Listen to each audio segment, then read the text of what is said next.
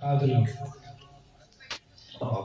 دیگر مشائخین اعظام اور آئے ہوئے مہمان خصوصی حضرت العلامہ مولانا محمد ابو بکر اشرفی صاحب قبلہ اور سننے والے سامعین، نوجوان بچوں اور عزیز بچوں اور پردے میں رہ کر سننے والی میری ماں اور بہنوں، السلام علیکم ورحمۃ اللہ وبرکاتہ۔ الحمدللہ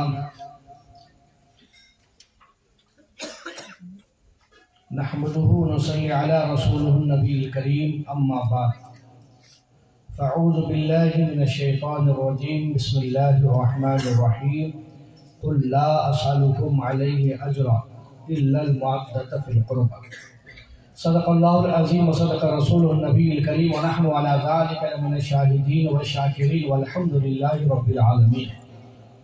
تقریر کرنے سے قبل بہتر ہی نہیں بلکہ میں مناسب سمجھتا ہوں آئیے ہم اور آپ مل کر اس آقا انعامدار مدینہ تاجدار حضور احمد مصطفیٰ محمد مصطفیٰ صلی اللہ تعالیٰ علیہ وسلم کی بارگاہ بے کس پناہ میں درود پاک کا نذرانہ پیش کیجئے۔ پڑھیے بآواز بلند، اللہم صلی علی سیدنا و شفیعنا و حبیبنا و مولانا محمد وبارک وسلم، صلاۃ و سلام علیک یا رسول اللہ، صلاۃ و سلام علیک یا حبیب اللہ صلی اللہ تعالیٰ علیہ وسلم۔ آج کا یہ جشن جو منایا جا رہا ہے، جشن مولائے کائنات رضی اللہ تعالیٰ عنہ، اور یہ جو مہینہ ہے تو خواجہ خواجگان عطا رسول خواجہ معین الدین چشتی اجمیری رحمۃ اللہ تعالیٰ علیہ کا عرس شریف بھی ہوتا ہے۔ اسی مناسبت سے صاحب سجادہ پیر طریقت حضرت سید داتا پیر شاہ قادری، اسی مناسبت سے جشن مولائے کائنات، وہ جشن خواجہ غریب نواز کی کانفرنس ابھی 2-3 دن پہلے ہی پسپیٹ میں منائے تھے، اور بزرگوں کا کرم ہے کہ وہ کانفرنس کامیاب رہی، یہ بزرگوں کا کرم ہے، انشاءاللہ یہ بھی جو ہے کامیاب ہو جائیں گے۔ تو یہ جو ہم مولائے کائنات کا جشن مناتے ہیں یہ کیا ہے؟ آپ بھی سمجھتے ہوں گے، آپ اس سے پہلے آپ یہ سنتے تھے جشن میلاد النبی، ٹھیک ہے بھی حضور پاک صلی اللہ علیہ وسلم کی میلاد کا جشن منا رہے ہیں، ٹھیک ہے، سمجھ میں آتا تھا۔ یہ مولائے کائنات کا جشن یہ پہلی بار آپ سن رہے ہوں گے، یہ کیسا جشن ہوگا؟ تو میرے محترم بزرگوں دوستو، اصل میں بات یہ ہے، مومنوں کی جو عید ہوتی ہے رمضان بقرعید، کیا یہ مومنوں کا مومنوں کی عید ہے؟ یہ کیا بولتے ہیں؟ رمضان آیا یہ عید ہے، عید، بچے معصوم بچے بچیاں گھر میں سب لوگ عید مناتے ہیں، خوشیاں مناتے ہیں، رمضان میں مناتے ہیں اور بقرعید میں گوشت کے مزے میں مناتے ہیں۔ یہ کس کی عید ہے؟ مومنوں کی عید۔ اور جو آپ ہمیشہ سنتے رہتے تھے جشن میلاد النبی، یہ کس کی عید ہے؟ یہ عاشقوں کی عید ہے۔ اس کی ہے جو مومن بننے کے بعد جب بندہ عاشق ہو جاتا تو رسول پاک صلی اللہ علیہ وسلم کی پیدائش پہ جشن منانے لگتا ہے، تو میلاد النبی کا جشن جو ہے وہ عاشقوں کی عید ہے۔ یہ مولائے کائنات کا جشن جو مناتا ہے یہ کس کی عید ہے؟ مومنوں کی عید۔ رمضان اور بقرعید ملے گی، عاشقوں کی عید میلاد النبی کا جشن میں ملے گا، مگر یہ جو مولائے کائنات کا جشن ہے یہ نہ مومنوں کی عید ہے نہ عاشقوں کی عید ہے۔ ارے بابا، یہ اہل طریقت کی عید ہے، یہ اہل طریق لوگ مناتے ہیں یہ جشن کو۔ مولائے کائنات کا جشن یہ صوفیاؤں کی عید ہے، یہ ان کی عید ہے، اس لیے کہ مولائے کائنات رضی اللہ تعالیٰ عنہ وہ مولائے کائنات ہیں ارے جن کے در سے خیرات میں ولیوں کو ولایت ملتی ہے، وہ مولائے کائنات ہیں جن کے در سے خیرات میں ولیوں کو ولایت ملتی ہے۔ اس کا جشن یہ اولیاء اللہ نہیں منائیں گے، مشائخین نہیں منائیں گے تو کون منائیں گے؟ بات اگر کوئی پوچھے تو کون سے جشن سن کر آئے، کون سے عید منائے، تو بولنا بابا یہ ہماری نہیں تھی، ہمارے صاحبوں کا جشن تھا، وہ آج ان کی عید تھی، اس لیے کہ ان کے باباؤں کو جو ولایت ملی ہے ان کے بابا کا جشن وہ صاحب لوگ منا رہے تھے، اس جشن میں ہم شریک ہو کر آئے ہیں۔ اور یاد رکھو، مولائے کائنات کی ولادت کی خوشی میں کوئی بندہ آتا ہے یا کچھ سنتا ہے یا کچھ خرچ کرتا ہے وہ بیکار نہیں جائے گا، اس لیے کہ مولا علی وہ مولا علی ہیں جس کو ہمارے اور آپ کے آقا علیہ الصلوۃ والسلام نے فرمایا من کنت مولا علی مولا، میں جس کا مولا ہوں علی اس کے مولا ہے۔ بتاؤ میرے دوستو بزرگوں، پتہ یہ چلا جس کے میرے آقا مولا ہیں اس کے ہمارے علی مولا ہیں، ہمارے علی مولا ہے۔ تو اب یہاں پر جو پیسہ خرچہ کرے گا، وقت ضائع کرے گا یا مال دے گا یا کچھ بھی کرے گا، بیکار جائے گا؟ نہیں جاتا، جائے گا؟ نہیں جائے گا، بالکل نہیں جائے گا۔ اس لیے کہ میرے آقا ہمارے اور آپ کے آقا صلی اللہ علیہ وسلم نے فرمایا میں جس کا مولا ہوں علی اس کے مولا ہیں، اس کے مولا ہیں۔ اور اللہ رسول اللہ کو دیتا ہے، رسول اللہ تقسیم کرتے ہیں، یہ حدیث ہے، رسول اللہ تقسیم کرتے ہیں۔ اور رسول اللہ صلی اللہ علیہ وسلم کیا فرما رہے ہیں میں جس کا مولا ہوں علی اس کے مولا ہے۔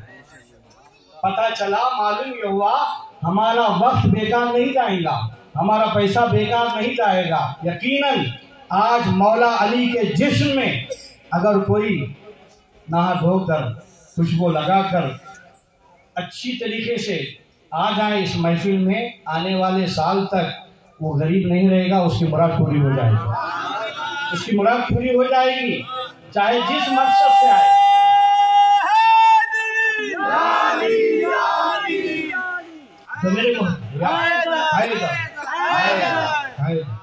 تو میرے محترم بزرگ دوستو، میرا تو بیان آپ سنتے رہتے ہیں، اب آئے ہوئے مہمان تو ہم اور آپ سننا ہے۔ تو اب مولا کائنات حضرت سیدنا مولا علی کرم اللہ وجہ الکریم آپ سب جانتے ہیں خانہ کعبہ میں پیدا ہوئے، خانہ کعبہ میں پیدا ہوئے۔ اب ہر ایک خاندان والوں کا ایک دستور ہوتا ہے، جب بچہ پیدا ہوتا ہے باپ بھی مچلنے لگتا ہے، دادا بھی مچلنے لگتا ہے، سارے خاندان والے مچلنے لگتے ہیں کہ میرے گھر لڑکا ہوا ہے، میرے گھر لڑکا ہوا ہے۔ آج بھی ہمارا بھی یہی حال ہے، مگر لڑکی ہوئے تو تھوڑا ناراض ہوتے ہیں، ایسا نہیں ہونا، یہ اسلام میں نہیں ہے۔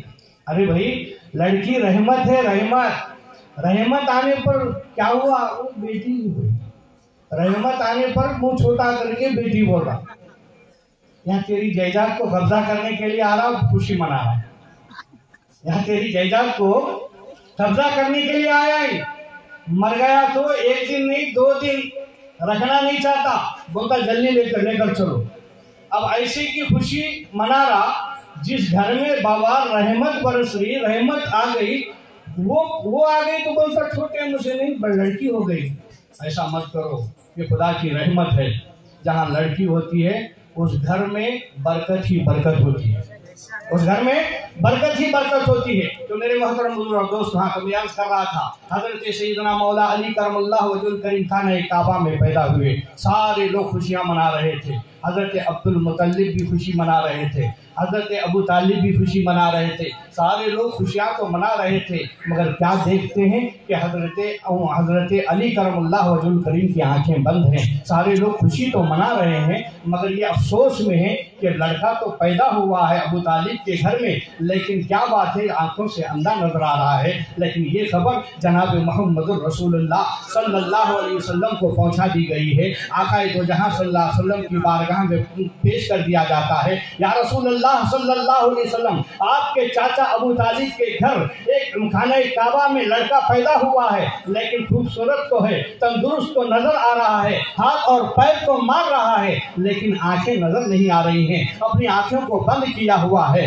رسول پاک صلی اللہ علیہ وسلم جب یہ خبر سنتے ہیں کہ میرے چاچا ابو طالب کہ یہاں لڑکا پیدا ہوا ہے، وہ بھی خانہ کعبہ میں خدا کے گھر میں پیدا ہوا ہے، چلو میں بھی چلتا ہوں، میں اپنے چاچا کے لڑکے کو میں بھی دیکھنا چاہتا ہوں۔ جب رسول پاک صلی اللہ علیہ وسلم جب خانہ کعبہ کے قریب گئے، اندر داخل ہوئے، تو ان کی چاچی ماں نے ان کو دے دیا، فرمایا کہ محمد صلی اللہ علیہ وسلم مجھے تو لڑکا ہوا ہے، خوشی ہے، تندرست نظر آ رہا ہے، خوبصورت نظر آ رہا ہے، سب کچھ اچھا نظر آ رہا ہے، لیکن کیا بات ہے، سب لوگ گود میں لیتے گئے، ہے آنکھیں نہیں کھول رہا ہے، تو آنکھیں نہیں کھول رہا ہے، ہاتھ تو مارتا ضرور ہے مگر آنکھیں نہیں کھولتا، پیر تو مارتا ضرور ہے مگر آنکھیں نہیں کھولتا۔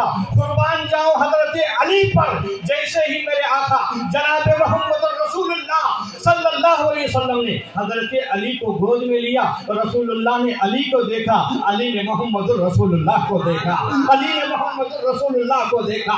علی یہ بتانا چاہ رہے تھے یا رسول اللہ میں خانہ کعبہ میں پیدا تو ضرور ہوا ہوں، میں آنکھیں نہیں کھولوں گا، اس لیے وہ خانہ کعبہ جس خانہ کعبہ میں 360 بت رکھے ہوئے ہیں، اگر میں کان کھولتا ان میری نظر ان بتوں پر پڑتی، میری نظروں کو بھی میں ناپاک کرنا نہیں چاہتا۔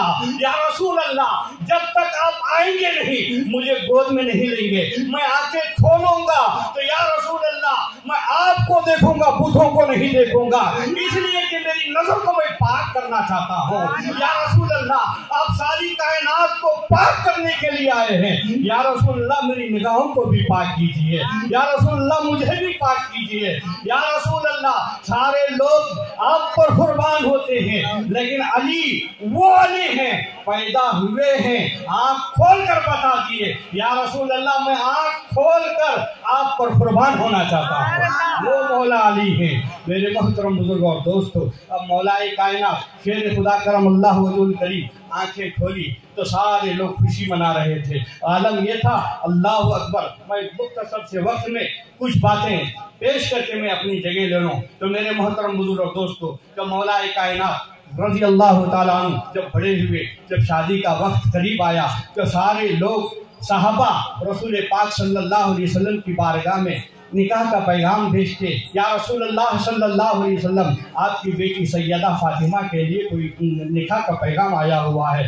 رسول پاک صلی اللہ علیہ وسلم سے کوئی جواب نہیں دیتے، ابو بکر صدیق بھی پیش کرتے کوئی جواب نہیں دیتے، عمر فاروق بھی پیش کرتے کوئی جواب نہیں دیتے، لیکن ایک مرتبہ کا واقعہ ہے، سیدنا ابو بکر صدیق رضی اللہ تعالیٰ عنہ حضرت عمر فاروق رضی اللہ تعالیٰ عنہ نے آپس میں مشورہ کیا کہ سیدہ فاطمہ زہرا رضی اللہ تعالیٰ عنہ کے لیے بہترین رشتہ اس سے اور کیا ہو سکتا ہے کہ ہم سیدنا علی سے نکاح کا پیغام رسول اللہ کی بارگاہ میں پیش کر دیں گے۔ اللہ اکبر، ابو بکر صدیق عمر فاروق یہ مشورہ کر رہے ہیں، چلو کیوں نہ ہو ہم حضرت علی مولا مشکل کشا کی بارگاہ میں تو یہ پیش کر دیں کہ یہ پیغام بھیجنے کے لیے ان سے پوچھ تو لیں۔ جب حضرت علی کرم اللہ وجہ الکریم کی گھر پر ابو بکر صدیق عمر فاروق رضی اللہ عنہ جاتے ہیں تو دیکھتے ہیں، پوچھتے ہیں تو پوچھنے پر پتہ چلتا ہے حضرت مولا علی کرم اللہ وجہ الکریم اپنے دوست کے یہاں کھیت میں کچھ پانی دینے کے لیے گئے ہوئے ہیں، تو ابو بکر صدیق عمر فاروق اعظم رضی اللہ تعالیٰ عنہ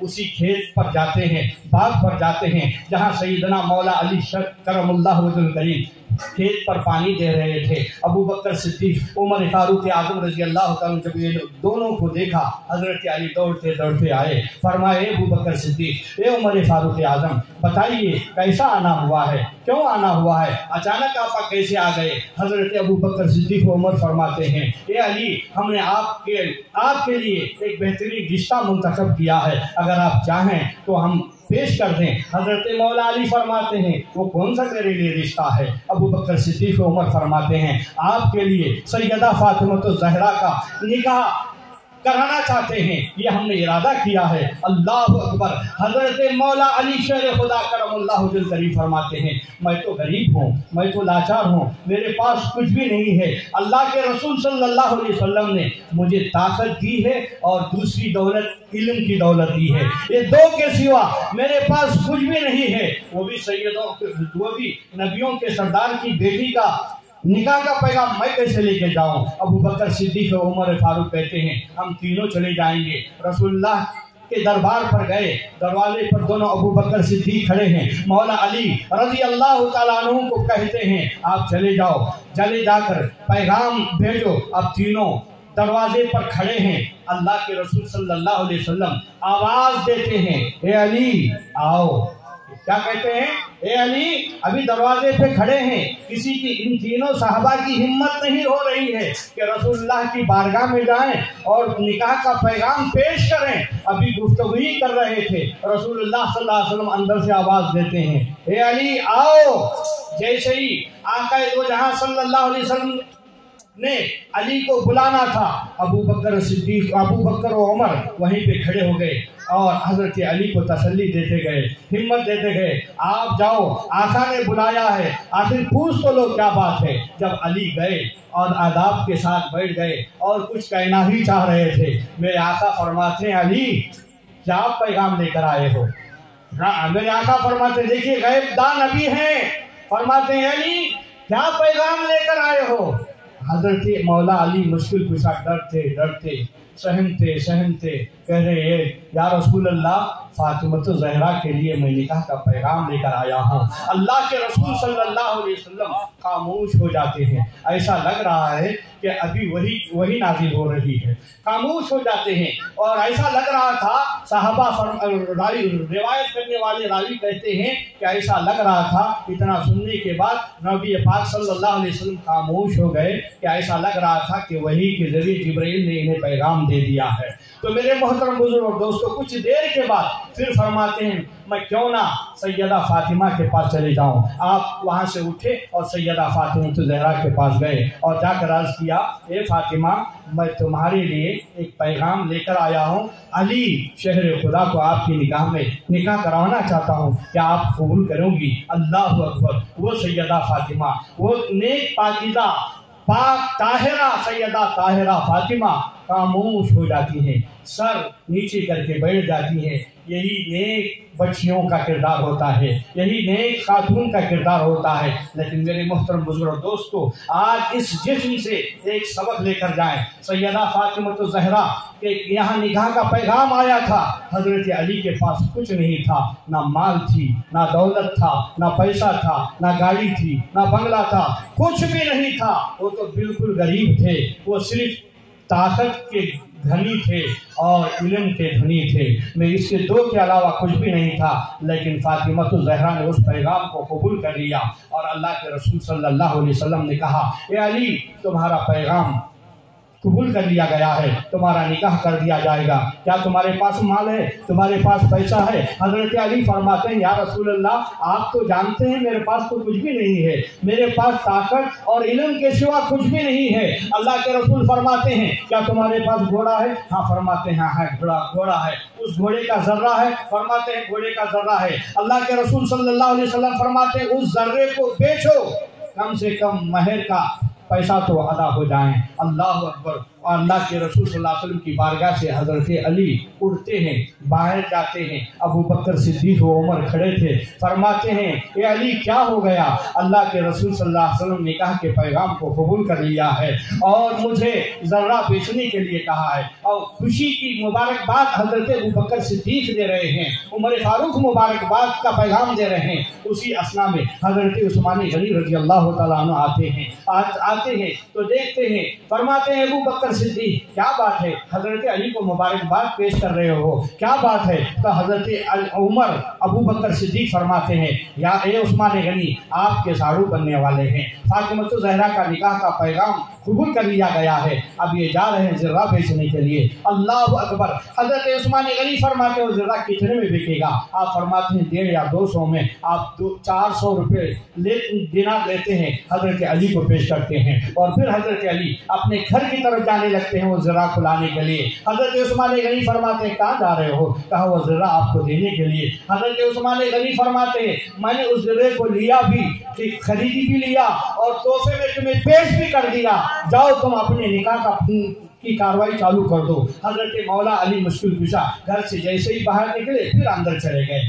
کیا ہو گیا؟ فرمایا ایسا ہو گیا، یہ لیجیے یہ تحفہ ہے۔ تو میرے محترم بزرگوں اور دوستو پیغام پیش کر دیا گیا اور نکاح ہو گیا۔ آپ جانتے ہیں ایک پیغام اس واقعے سے لے لیں کہ جو بھی بچی اپنی مرضی سے جو ماحول چل رہا ہے، یہ اس کی وجہ یہی ہے کہ دین سے دوری، اپنے اسلاف کی تعلیمات سے محرومی کی وجہ سے آج بچیاں جو بازاروں میں اور غیر جگہ جو گھوم رہے ہیں، اپنی مرضی سے جو شادی کر رہے ہیں، اگر یہ شاہد اسلاف کے بزرگوں کو پڑھا ہوتا یا اسلاف کے بزرگوں کے واقعات کو پڑھا ہوتا یا سنا ہوتا تو یہ واقعات نہیں ہوتے۔ اس سے سبق حاصل کریں، جو ماں باپ جس سے راضی ہیں اس پہ راضی ہو جائیں، خدا بھی راضی ہو جائے گا اور تم بھی، تمہارا شوہر بھی راضی ہو جائے گا۔ اس سے سبق لیں۔ اور جو دوسرا جو جشن آج جو منایا جا رہا ہے، خواجہ خواجگان عطا رسول خواجہ معین الدین چشتی اجمیری رحمۃ اللہ تعالی علیہ، آپ سب جانتے ہیں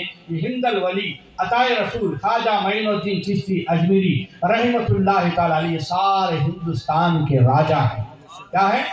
سارے ہندوستان کے راجا ہیں۔ ایک واقعہ بتا کر میں اپنی جگہ لے لوں، وہ ہندوستان کے راجا کیسے ہوئے؟ اب دیکھیے، اب لوگ بولتے ہیں، اب یہاں پیری مریدی کی بات آتی ہے، تو پیری مریدی میں سب سے بڑھ کر جو چیز ہے وہ ادب۔ کیا ہے؟ ادب ہے۔ جہاں پیر بیٹھے گا وہاں مرید نہیں بیٹھے، جہاں باپ بیٹھے گا اس کے برابر بچہ نہیں بیٹھنا۔ یہ ادب ہے، یہ ادب ہے، یہ ادب سکھایا جاتا ہے۔ تو میرے محترم بزرگوں اور دوستوں، جہاں ادب سکھایا جاتا وہی کامیاب ہوتا ہے۔ تو اب دیکھیے، خواجہ خواجگان عطا رسول خواجہ معین الدین چشتی اجمیری رحمۃ اللہ تعالی علیہ کو جو مقام و مرتبہ ملا ہے وہ واقعہ پیش کر کے میں اپنی جگہ لے لوں۔ آپ پہاڑ پر بیٹھے ہوئے عبادت کریں، اللہ والے عبادت تو کرتے ہی، عبادت کر رہے ہیں۔ اسی اثنا میں بغداد کی سرزمین پر حضور سیدنا غوث اعظم رضی اللہ تعالیٰ عنہ کا ارشاد، قدامی ھذا علی رغبۃ کل ولی اللہ، میرا یہ قدم تمام اولیاء اللہ کے گردنوں پر ہے۔ تو اس وقت کے روئے زمین کے جتنے بھی اولیاء اللہ تھے، سارے اولیاء اللہ نے اپنے اپنے گردنوں کو جھکا دیا اور کہہ دیا، غوث پاک میرے کندھوں پر بھی آپ کا قدم ہو، میرے کندھوں پر بھی آپ کا قدم ہو۔ لیکن خواجہ خواجگان عطا رسول خواجہ معین الدین چشتی اجمیری رحمۃ اللہ تعالی علیہ اجمیر کے پہاڑ پر عبادت کر رہے ہیں، ریاضت کر رہے ہیں۔ اسی اثنا میں آواز آتی ہے تو آپ عبادت کر رہے ہیں، کرتے کرتے جیسے ہی یہ سنتے ہیں، قدامی ھذا علی رغبۃ کل ولی اللہ، یہ میرا قدم تمام اولیاء اللہ کے گردنوں پر ہے۔ تو خواجہ اجمیری رحمۃ اللہ تعالی علیہ بیٹھے ہوئے تھے، سر کو اتنا جھکایا، اتنا جھکایا، اتنا جھکایا کہ سجدے کی حالت تک جھکایا۔ فرمایا، اے غوث اعظم، آپ کا قدم میرے کاندھوں پر ہی نہیں بلکہ آنکھوں پر بھی ہے، میرے سر پر بھی ہے۔ اسی کو پیش کرتے ہوئے مولانا حسن رضا خان فاضل بریلوی فرماتے ہیں، کیا فرماتے ہیں؟ یہ دل، یہ جگر، یہ آنکھیں، یہ سر۔ کیا فرماتے ہیں؟ یہ دل، یہ جگر، یہ آنکھیں، یہ سر، یہ دل، یہ جگر، یہ آنکھیں، یہ سر، جہاں چاہو رکھو قدم غوث اعظم۔ وآخر دعوانا الحمدللہ۔